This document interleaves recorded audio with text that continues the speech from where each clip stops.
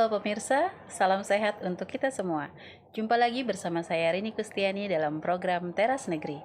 Program Teras Negeri ini dapat Anda saksikan di kanal YouTube Tempo.co. Kali ini kita kedatangan tamu Wali Kota Palangkaraya, Bapak Fairit. Assalamualaikum warahmatullahi wabarakatuh, Waalaikumsalam Pak. warahmatullahi wabarakatuh. Selamat datang di program Teras Negeri Tempo. Tentu saja kita akan mengulas apa saja transformasi yang terjadi di jantung Provinsi Kalimantan Tengah, yaitu Kota Palangkaraya di bawah kepemimpinan Bapak Farid. Pemerintah Kota Palangkaraya mengusung visi Palangkaraya semakin keren. Kata keren di sini adalah singkatan dari kolaboratif, ekonomi maju, religius, energik, dan nyaman. Untuk diketahui, ini adalah periode kedua Bapak. Bisa Pak Didit ya Pak? Didit ya. Nah, Pak Didit menjabat sebagai Wali Kota Palangkaraya. Sebelumnya beliau adalah Wali Kota Palangkaraya periode 2018 sampai 2023, kemudian kembali mendapatkan kepercayaan masyarakat untuk melanjutkan kepemimpinan di periode kedua selama 2024 sampai 2029 nanti ya Pak. 2025 2030. 2025-2030 karena baru dilantik tahun 2025 kemarin Februari Pak ya. Jadi langsung saja kita berbincang dengan Pak Farid. Pak Fairit ya? Fairit. Atau Pak Didit saya panggilnya? Pak Fairit aja. Pak Fairit, oke. Pak tadi saya sempat menyinggung Kota Palangkaraya semakin keren. Kenapa pilih keren Pak? Karena keren.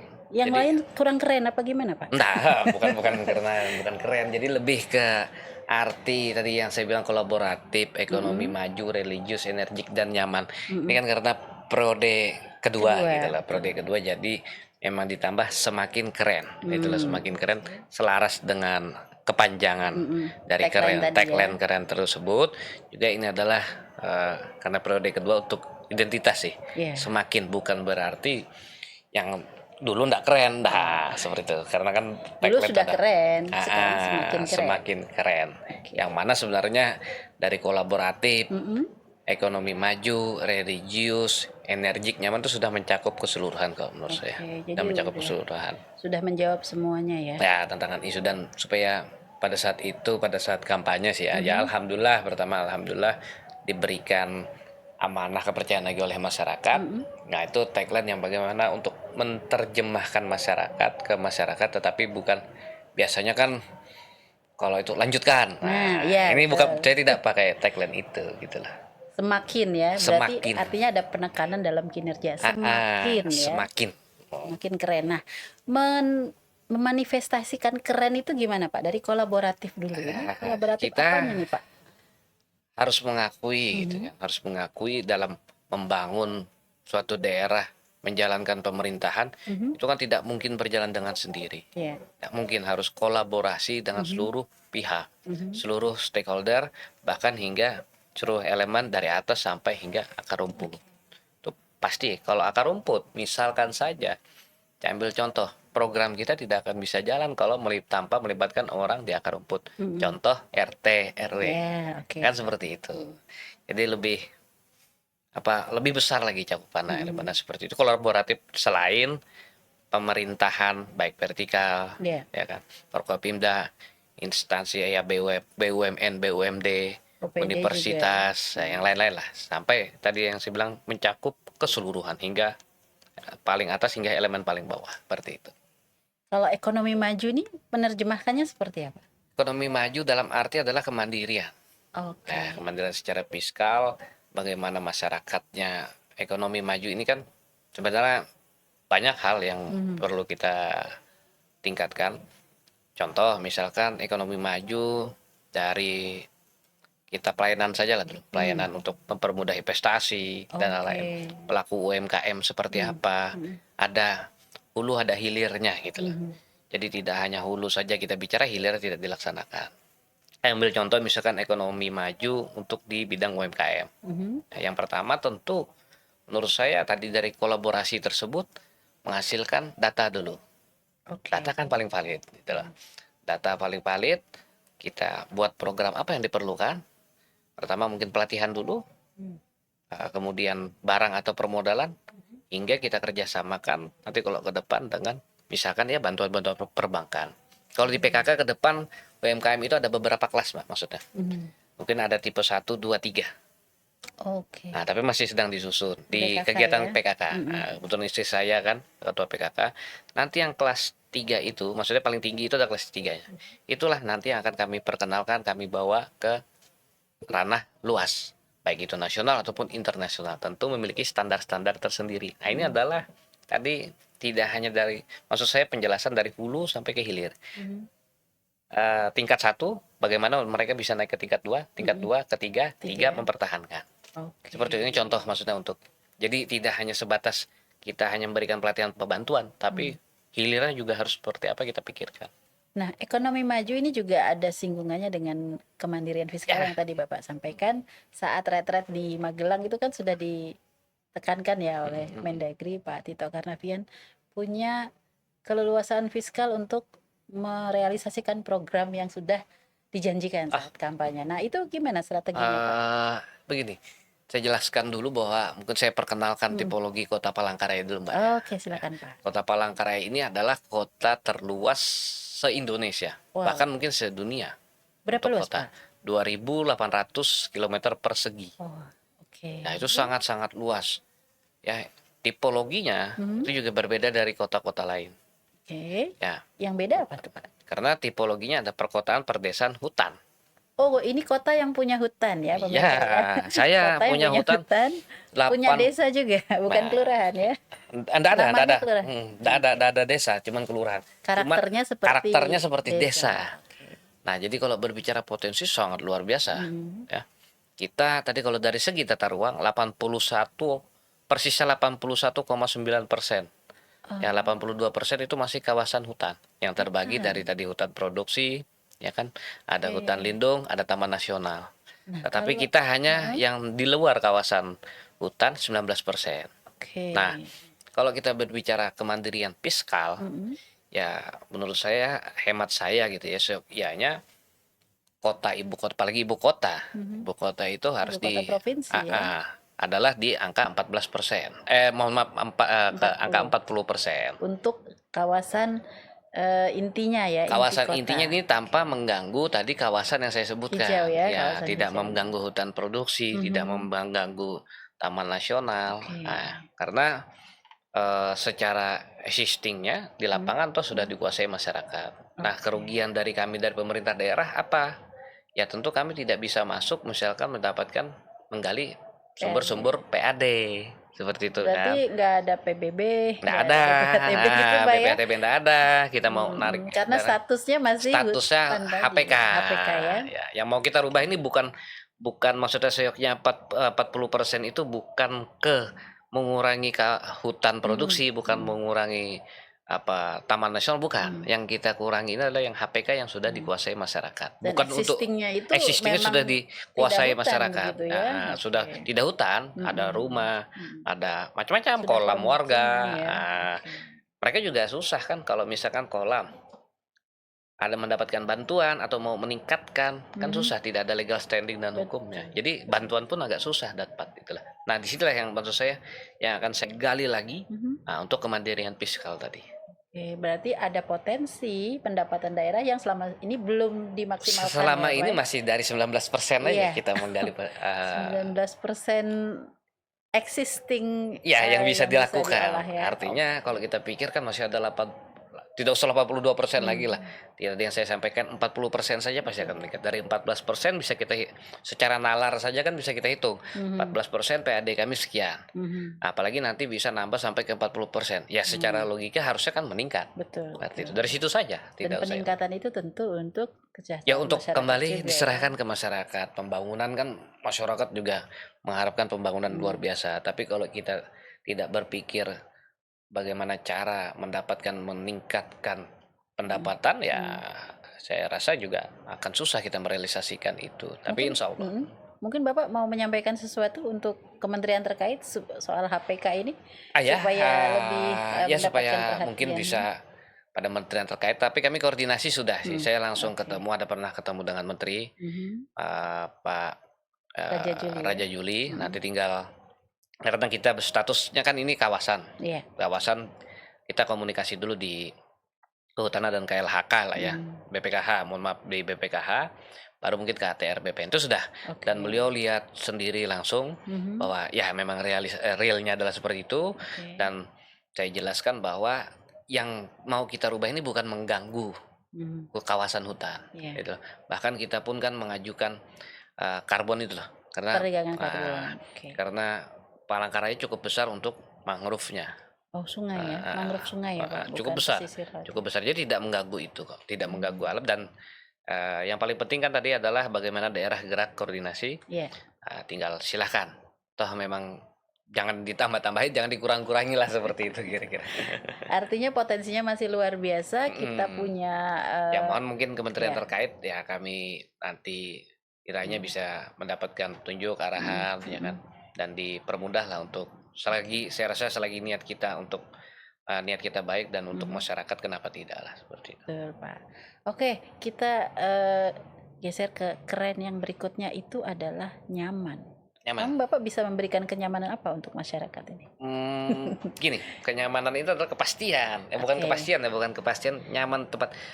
Jadi Palangkaraya biarlah menjadi tetap Palangkaraya. Kalau orang berkunjung ke Palangkaraya, mungkin pernah ke Palangkaraya, pasti kan yang dilihat itu tata ruang, dari segi tata ruangnya, jalannya luas, halaman rumah orang kadang-kadang pekarangan luas gitu loh. Jadi nyaman ini dalam arti betah, ya.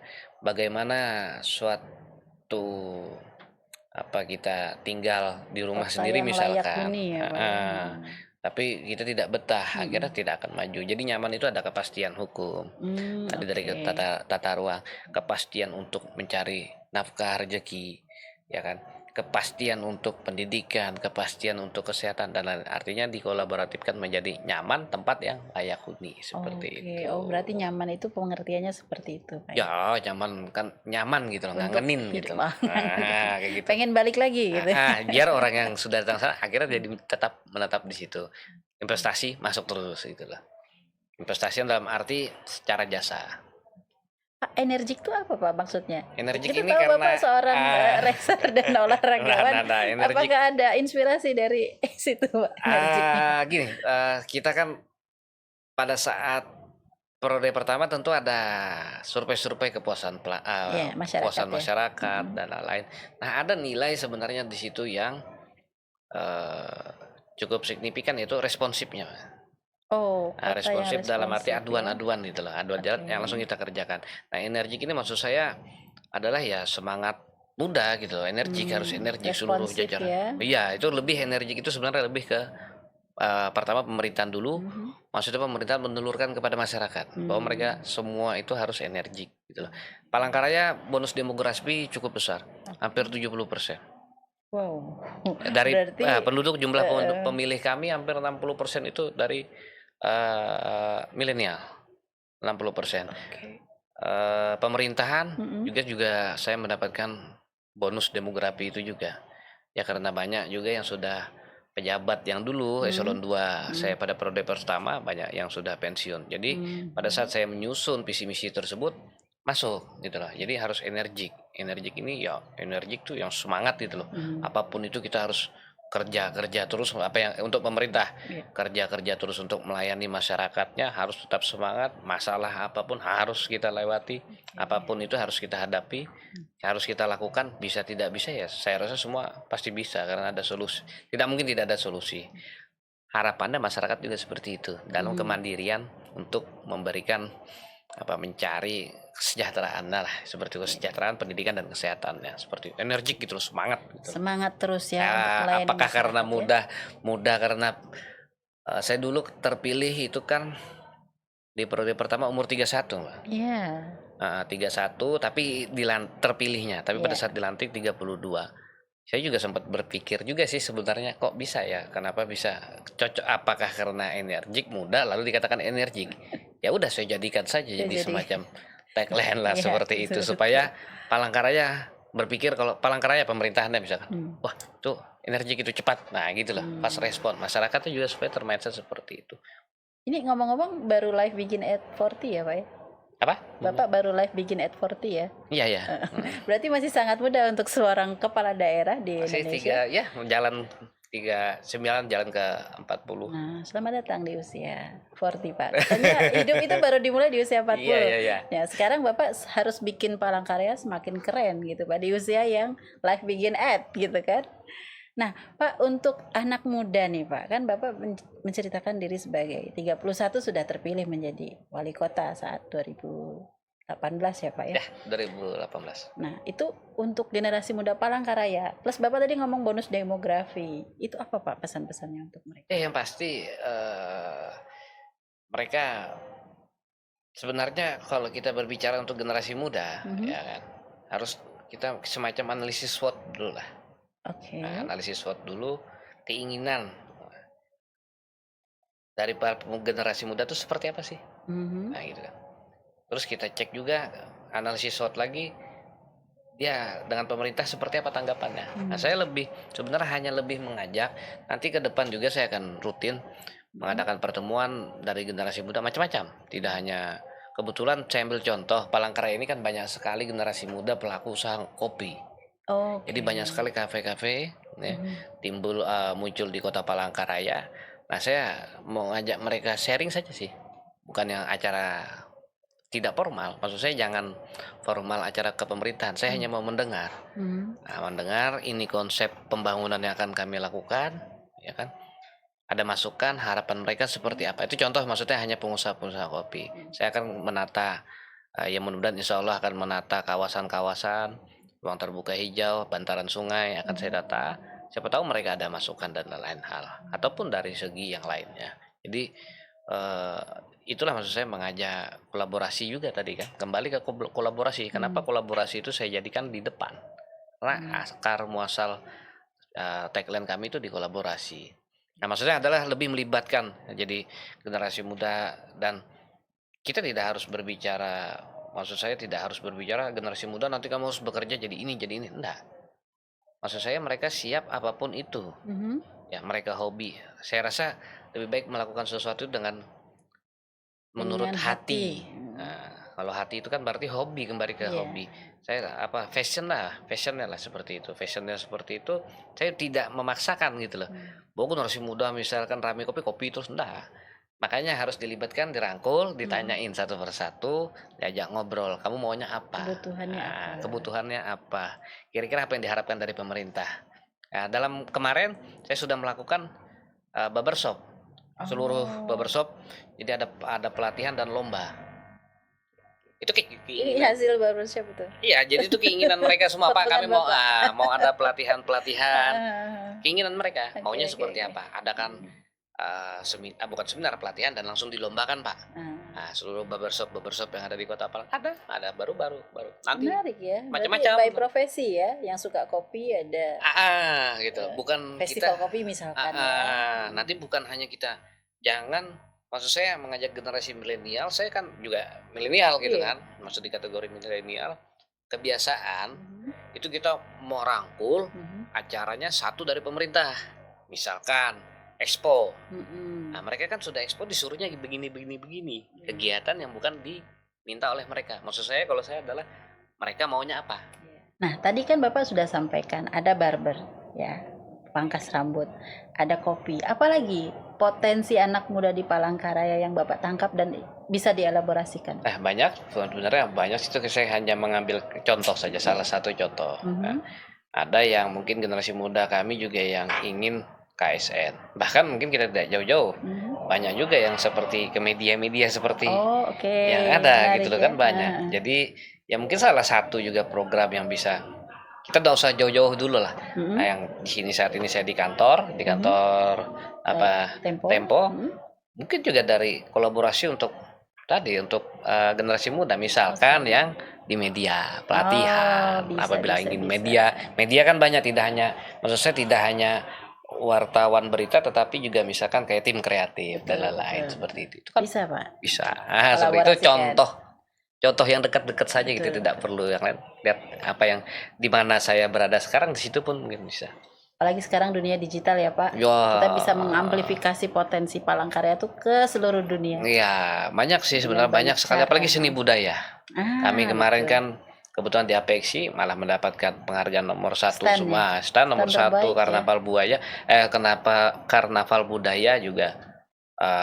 Jadi kalau Karnaval Budaya itu tidak ada terbaik tapi 5 favorit. Oh, Tidak ada oke. juara 1, 2, 3, 4, 5. Itu saya ajak semua generasi muda, pelaku seni budayanya. Itu juga salah satu kan gitu loh, salah Iya, satu iya. Untuk keunggulan dari melestarikan juga ya budaya iya, lokal. keunggulan dari generasi milenial kami lah yang ada di Kota Palangkaraya, dari macam-macam, ada seni budaya, pariwisata, olahraga, industri, ya, bisnis dan lain-lain lah. Oke, Pak. Ini masa depan Kota Palangkaraya tentunya di anak muda yang sekarang. Termasuk Bapak sebagai anak muda Kota Palangkaraya. Bagaimana sih gambaran Bapak tentang Kota Palangkaraya di akhir masa jabatan di 2030 nanti? Justru saya ingin tadi akhir masa jabatan ingin menghasilkan meninggalkan. Meninggalkan itu sesuatu yang jauh sebenarnya bukan dari karakter anak muda. Apa tuh, Pak? Nah, contoh misalkan teratur gitu lah.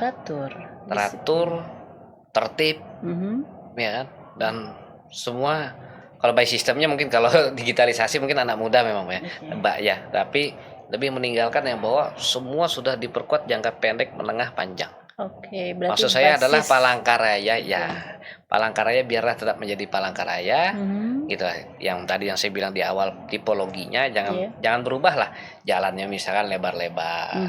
Tata pekarangan rumah orang lebar-lebar. Hutan masih banyak. Jadi jangan dirubah itu. Sungai jangan diapa-apain ya. Tapi kita lebih perkuat regulasinya dan semua tertib. Seperti itu. Contoh, saya menetapkan Perda Tata ruang kami, Perda 1 nomor 2019 itu sudah ditetapkan. Nah, kemudian sekarang sudah di RDTR. RDTR kan rencana detail tata ruang di perwalkan saja, karena itu perwali saja. Dan tindak lanjut dari RDTR adalah RTBL. RTBL. Bahkan sudah sampai ke situ. Jadi mana perda-perda yang lama yang tidak sinkron lagi dengan keadaan sekarang, kondisi ya kita rubah. Tetapi sebenarnya output yang ingin saya hasilkan adalah supaya tidak berlanjuran. Jadi tidak semraut tuh lah Kota Palangkaraya ke depan. Jadi semuanya by system, by aturan, dan kita ya namanya aturan harus ditegakkan. Jadi lebih meninggalkan masalah lah, seperti itu.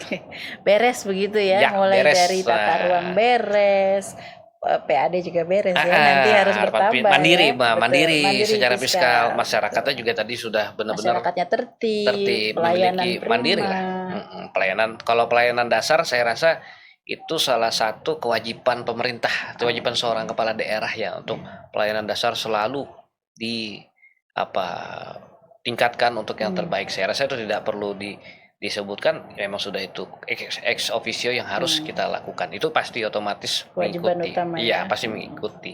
Jadi saya meninggalkan kota kita ini budayanya tetap, ya kan, tipologinya tetap, masyarakat tapi secara ekonomi dan lain itu lebih maksimal lagi. Tapi tidak merubah dari makna, warna, sejarah dari Kota Palangkaraya. Itu yang saya ingin.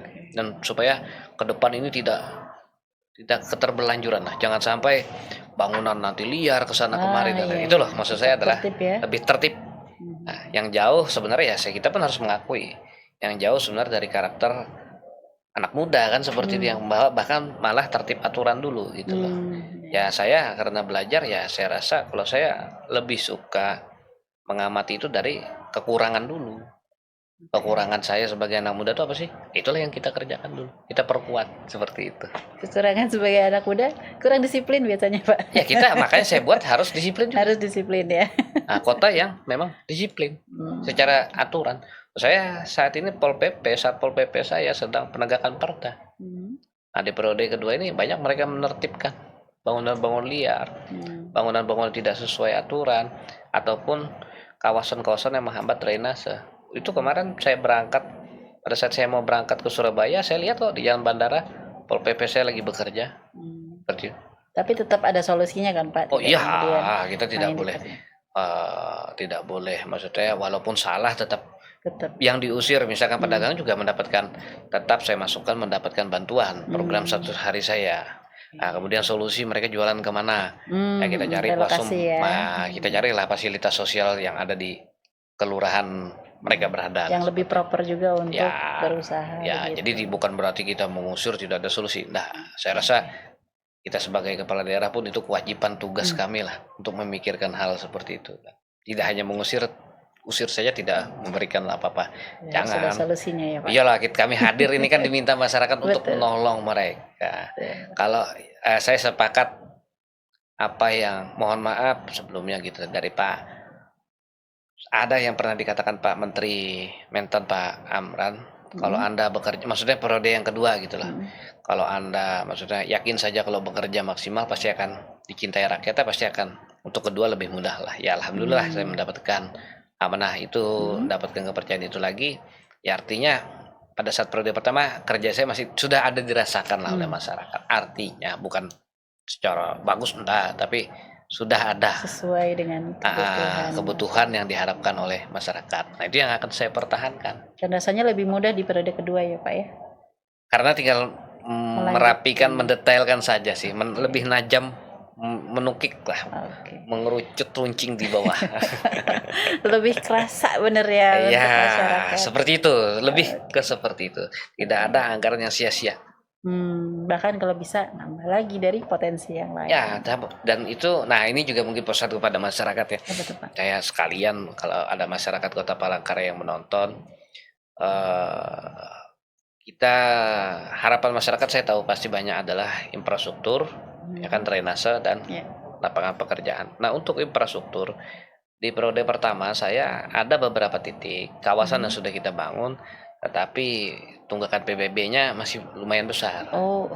Nah jadi harapan saya kepada masyarakat sama-sama ya, kita sama-sama ingin minta dibangun. Tentu membangun sesuatu itu memerlukan anggaran yang cukup besar.